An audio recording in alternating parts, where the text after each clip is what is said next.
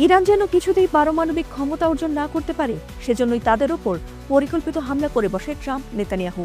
আর সেটি কাল হয়ে দাঁড়িয়েছে তাদের ভাগ্যে। তাদের বিমান হামলার পর থেকে প্রতিশোধ নিতে মরিয়া হয়ে উঠেছে সাহসী মুসলিম দেশ ইরান। আর তাই একে একে মার্কিন ঘাঁটি, স্থাপনা, দূতাবাসে ধ্বংসযজ্ঞ চালাচ্ছে তারা। ট্রাম্প নেতানিয়াহুকে শিক্ষা দিতেই যেন আবারও অপারেশন ট্রু প্রমিস অভিযানে নেমেছে ইরান। আর সেই অপারেশন 4 এর অংশ হিসেবেই তারা আমেরিকা ইসরায়েলে ব্যাপক মিসাইল হামলা চালিয়েছে। আর তাদের সেই নজর কেবল স্থলে, আকাশপথেই নয়, বরং সাগরপথেও। কোনো সাগরপথেই যেন ইরানিদের হাত থেকে নজর এড়িয়ে রেহাই পাচ্ছে না আমেরিকা ইসরায়েল। তাদের জাহাজ দেখা মাত্রই নির্ভুল নিশানায় মিসাইল দিয়ে উড়িয়ে দিচ্ছে ইরানের ইসলামী বিপ্লবী গার্ড বাহিনী।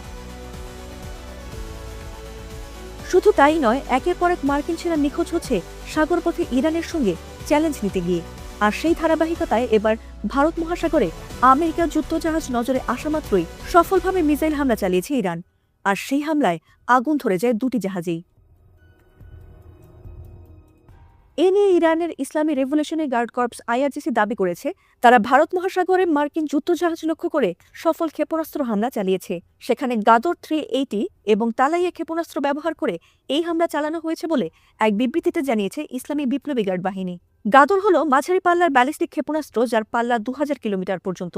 অন্যদিকে তালাইয়া একটি কৌশলগত ক্রুজ ক্ষেপণাস্ত্র ব্যবস্থা, যা 1000 কিলোমিটার পর্যন্ত লক্ষ্যবস্তুতে আঘাত হানতে সক্ষম এবং মাঝপথে লক্ষ্য পরিবর্তনের ক্ষমতাও রাখে। এছাড়াও প্রেস টিভির এক প্রতিবেদনে আইআরজিসির বিবৃতি দিয়ে দাবি করা হয়েছে, হামলার সময় যুদ্ধজাহাজটি ইরানের সীমান্ত থেকে 600 কিলোমিটারের বেশি দূরে অবস্থান করার পরও ইরানিদের নির্ভুল হামলায় দুটি জাহাজেই ব্যাপক আগুন ধরে যায়।